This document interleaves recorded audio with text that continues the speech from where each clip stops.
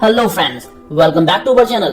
हम video start करें उससे पहले हमारे चैनल को सब्सक्राइब जरूर कर लीजिए ताकि आप नई नई वीडियोस को जल्दी देख सकें। लास्ट एपिसोड में हमने देखा था कि जियान चेन ने गुस्से में आकर wild dark blood bed technique का यूज करते हुए इन सब पर अटैक कर दिया था, जिससे ज़ेंग्यू के तीर भी डिस्ट्रॉय हो जाते हैं और वहाँ के सभी लोग दूर जा गिरते हैं। साथ ही साथ ज़ेंग्यू भी पीछे जा गिरता है और वो अब इंजर्ड भी हो जाता है। जियान चेन की पावर को देखकर ज़ेंग्यू को बिलीव नहीं होता है कि जियान चेन उससे कई गुना पावरफुल है। तभी जियान चेन उसके चेहरे पर पैर रखते हुए कहता है कि क्या हुआ, अब तुम सरेंडर करोगे या फिर तुम मरना चाहोगे? जिस पर वो कहता है कि मैं सरेंडर करता हूँ और वो रोने लगता है। जिस पर जियान चेन उसके चेहरे के सामने तलवार रखते हुए कहता है कि तुम तो मुझे जान से मारना चाहते थे, तो फिर इतनी जल्दी सरेंडर क्यों कर रहे हो? जिस पर वो अपोलोजाइज करते हुए उसे बख्शने को कहता है और उसे ना मारने के लिए कहता है। तो वहीं उसके सर्वेंट्स और वो फर्स्ट यंग मास्टर भी उससे उसकी जान की भीख मांगता है कि वो उसके सेकंड यंग मास्टर को जाने दें। जिस पर जियान चेन ज़ेंग्यू से उसे छोड़ने के लिए कोई रीजन मांगता है, जिस पर वो बताता है कि बीस्ट किंग वैली में ग्रेड 3 का एक बीस्ट जल्दी मरने वाला है। तो जियान चेन सोचता है कि अगर वाकई में ऐसा है तो वहाँ काफी सारा ट्रेजर भी होगा, इसीलिए वो ज़ेंग्यू की गर्दन पर तलवार हटाते हुए कहता है कि मैं तुम्हारी बात पर बिलीव कैसे करूं? इस पर ज़ेंग्यू रोते हुए कहता है कि ये ग्रेड 3 का बीस्ट किंग अब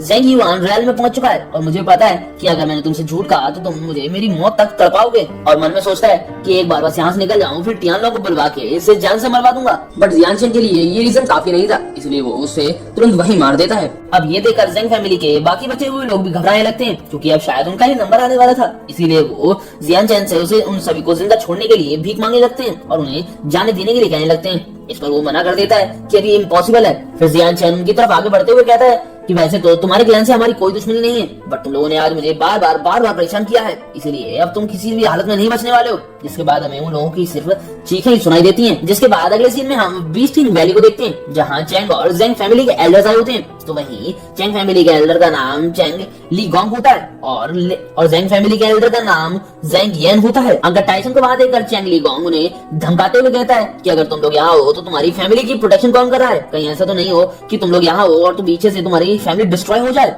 इस पर वो गुस्सा हो जाते हैं और वो उससे अभी फाइट करने को कहते हैं क्योंकि वो फालतू में बकवास कर रहा था। तभी टाइजन अंकल टाइसन के सामने आ जाता है और ली गोंग से कहता है कि तुम्हारी तो इतनी औकात भी नहीं है कि तुम मेरे ब्रदर के राइवल बन सको। और वो अंकल टाइसन को उस पर बिलीव रखने को कहता है क्योंकि वो चेंग फैमिली के इस ट्रैश को आसानी से हरा सकता था। अब अपनी फैमिली को ह्यूमिलेट होता देख चेंग ली गोंग टाइजन पर अटैक कर देता है, बट टाइजन भी उस पर वार करने के लिए तैयार होता है और वो 3 स्ट्राइक्स ऑफ थंडर का यूज करता है। बट टाइजन की पावर पहले से कई गुना बढ़ चुकी थी, इसीलिए चेंग ली गोंग उसके सामने नहीं टिक पाता है और वो पीछे जा गिरता है। बट वो गिरने से खुद को संभाल लेता है और सोचता है कि मैं ट्रू ओरिजिनल रैल के 4th लेवल पर हूँ, बावजूद इसके ये मुझे टक्कर दे रहा है। तभी ज़ेंग येन चेंग ली गोंग को रोकते हुए उसे अपने मिशन के बारे में याद दिलाता है कि वो यहाँ क्या करने आए थे। तभी जंगल में से बहुत तेज हाउल करने की आवाज सुनाई देती है, जिससे वो लोग समझ जाते हैं कि वो बीस्ट किंग मरने वाला है। इसलिए ज़ेंग येन चेंग ली गोंग को वहां से चलने के लिए कहता है। तो वो जाते जाते कहता है कि मैं तुम्हें वापस आकर देख लूंगा, अभी तो मैं जा रहा हूँ ताकि मैं बीस्ट किंग को मार सकूं, मैं तुम्हें बाद में देख लूंगा। अभी ये सुनकर अंकल टाइसन को बहुत गुस्सा आने लगता है और उसे मारने के लिए जाने लगता है, जिस पर अंकल टाइसन उसे रोकने लगता है क्योंकि वो अभी फालतू की लड़ाई नहीं ले सकते थे, क्योंकि वो यहाँ जियान चेन को ढूंढने के लिए आए थे और उससे काफी टाइम से उन्होंने कांटेक्ट भी नहीं कर पाया था, इसीलिए वो उससे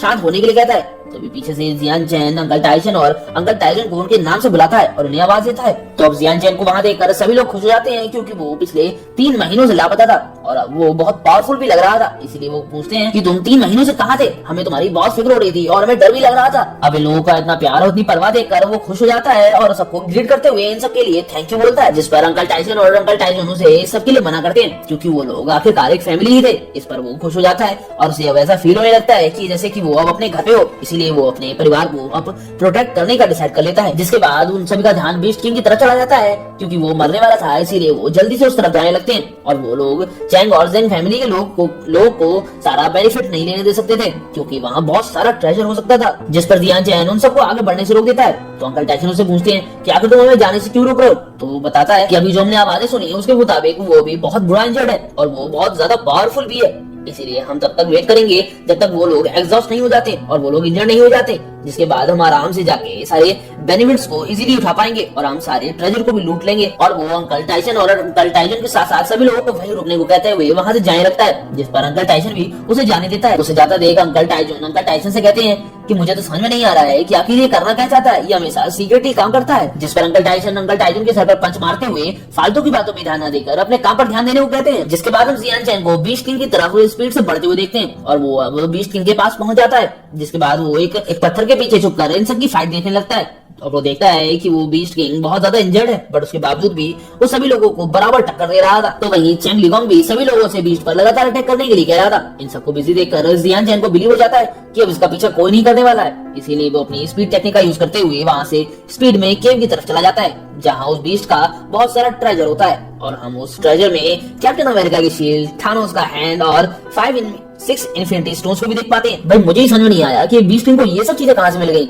अब ये ट्रेजर लिंक फैमिली और लिंक क्लैन के लिए काफी यूजफुल था, इसीलिए वो सारा का सारा ट्रेजर अपनी मैजिकल पोटली में डाल लेता है और सारा का सारा ट्रेजर उसकी छोटी सी पोटली में पैक हो जाता है, क्योंकि वो एक मैजिकल पोटली होती है। इसके बाद वो आगे बढ़ने लगता है, क्योंकि वो जानता था कि अगर केव के एंट्रेंस पर ही इतना सारा ट्रेजर मिल सकता है तो अंदर जाने पर और भी मिल सकता है। और जैसा कि उसने एक्सपेक्ट किया था ठीक वैसा ही होता है। और सामने स्पिरिचुअल हर्ब से भरा हुआ पूरा का पूरा एक मैदान होता है, जहाँ कई तरीके की हर्ब्स होती है और अगर उनको रिफाइन करके पिल्स बनाई जाए तो कोई भी व्यक्ति अपनी स्ट्रेंथ को सिग्निफिकेंटली इंक्रीज कर सकता है। इसलिए वो उन सारी हर्ब्स को भी अपने पाउच में कलेक्ट करने लगता है। तभी उसकी नजर एक दीवार पर जाती है, जहाँ एक स्वॉर्ड बहुत ही ज्यादा ग्लो कर रही होती है। और जैसे ही वो उसे टच करता है तो वो ये समझ जाता है कि ये कोई स्वॉर्ड नहीं है, ये किसी स्वॉर्ड मास्टर का स्वॉर्ड इंटेंट है। तभी वो स्वॉर्ड इंटेंट उस पर हमला करने के लिए तैयार हो जाता है और उसके ऊपर कई सारी स्वॉर्ड से अटैक कर देता है। इस पर जियान चैन अपनी पावर को रिलीज करते हुए उन एनर्जी स्वॉर्ड्स को पूरी तरीके से डिस्ट्रॉय कर देता है। और अब वो ये भी समझ चुका था कि वो ग्रीन आइड व्हाइट टाइगर बीस्ट किंग ना ही बूढ़ा था और ना ही वो मरने वाला था, बल्कि यहाँ के स्वॉर्ड इंटेंट की स्वॉर्ड एनर्जी की वजह से वो तो इंजर्ड हो गया था।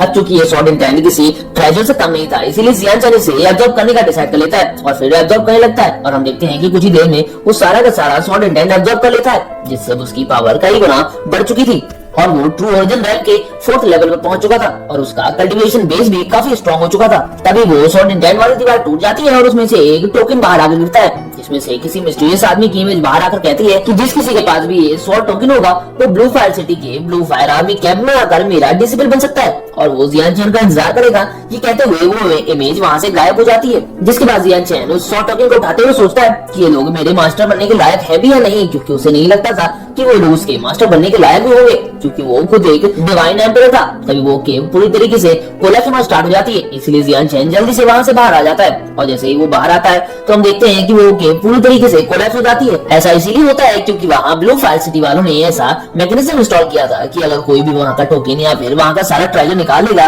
तो ये जगह पूरी तरीके से कोलैप्स हो जाएगी। तभी जियान चैन उसे हाउल करने की आवाज सुनता है, जो कि उसी टाइगर की होती है। इधर ये लोग बहुत ट्राई करने के बाद उस बीस्ट किंग को सिर्फ इंजर्ड ही कर पा रहे होते हैं और वो बीस्ट किंग उनमें से कई लोगों को मार चुका था। ये देखकर वो लोग उसे वहाँ से जाने नहीं देना चाहते थे, क्योंकि उन्होंने आज बहुत सारे लोगों को खोया था। तभी चैंग लिगोंग अपने सभी लोगों को बीस्ट किंग के पीछे जाने से रोक देता है, क्योंकि वो जानता था कि इतनी इंजरीज के बाद बीस्ट किंग ज्यादा दूर तक नहीं जा पाएगा। इसीलिए वो सबसे पहले केव के सभी ट्रेजर्स को कलेक्ट करने का सोचता है, इसलिए वो अपने सभी लोगों को पहले केव की तरफ जाने के लिए कहने लगता है। तो वहीं ये सब देखकर जियान चैन हंसने लगता है, क्योंकि उसने पहले ही वो केव पूरी तरीके से लूट ली थी। तो वहीं हम थोड़ी दूरी पर लिंक क्लैन के लोगों को देखते हैं, जहाँ अंकल टाइजन अंकल टाइसन से कह रहे होते हैं कि अब जबकि वो बीस्ट इंजर्ड है तो हम उसका पीछा क्यों नहीं कर रहे हैं। जिस पर वो बताते हैं कि अभी हम यहाँ जियान चैन के लिए आए थे और वैसे भी अभी तक चैंग और ज़ेंग फैमिली ने गिव अप नहीं किया है और हम उनसे अभी कोई पंगा नहीं ले सकते। इस पर अंकल टाइजन अंकल टाइसन पे चिल्लाने लगते हैं, क्योंकि उन्हें लग रहा था कि वो डर गए हैं। जिस पर अंकल टाइजन उसे समझाते हैं कि अभी हमारे लोग टियानलोंग सेक्ट से डरे हुए हैं और हमें इस वक्त बहुत ही ज्यादा केयरफुल रहना चाहिए। इन लोगों की ये कन्वर्सेशन चली रही होती है कि तभी वहाँ पर जियान चैन आ जाता है।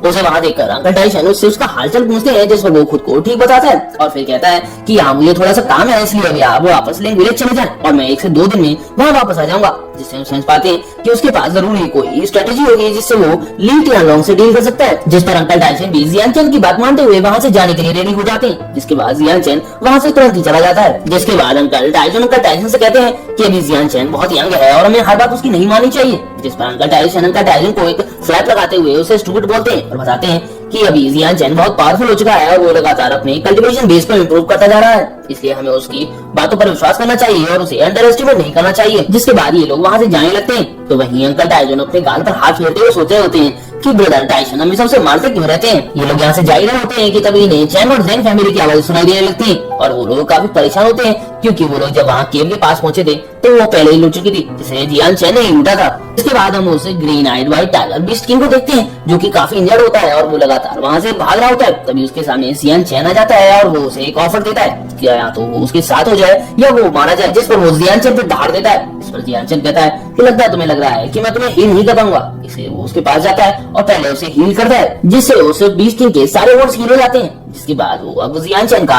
पेट बन जाता है और वो उसे चाटने लगता है और ये सीन यही कट जाता है। अगले सीन में हम ब्लू फायर सिटी के ब्लू फायर आर्मी गैंग को देखते हैं, जहाँ उनका लीडर अपने एक खास आदमी को जेट टोकन देते हुए केओस माउंटेन में जाने के लिए कहता है, क्योंकि वो ये देखना चाहता था कि उसके बनाए हुए स्वॉर्ड बैरियर को आके किसने तोड़ा है, और वो जेट टोकन भी सीधे उसे स्वॉर्ड बैरियर तोड़ने वाले के पास ही ले जाने वाला था। जिसके बाद हम देखते हैं कि जियान चैन अपने नए पेट के साथ शिकार पर निकला होता है और उसने बहुत सारा शिकार किया होता है, और जब वो अपने मटेरियल को चेक करता है तो अब उसके पास इतना इनफ मटेरियल आ चुका था कि वो अपने लोगों के लिए प्रिमिटिव पेज बना सके, इसलिए वो वहां से जाने लगता है। बट उसकी स्टोरेज रिंग बहुत छोटी थी, इसीलिए उसे ज्यादातर आइटम अपने हाथों में कैरी करना पड़ता है, इसलिए वो वापस जाकर सबसे पहले हैवी स्टोरेज वाली रिंग को खरीदने का डिसाइड करता है। और इसके बाद ये एपिसोड यही खत्म हो जाता है। वीडियो पसंद आई हो तो लाइक शेयर और कमेंट करना ना भूलें। Thanks for watching.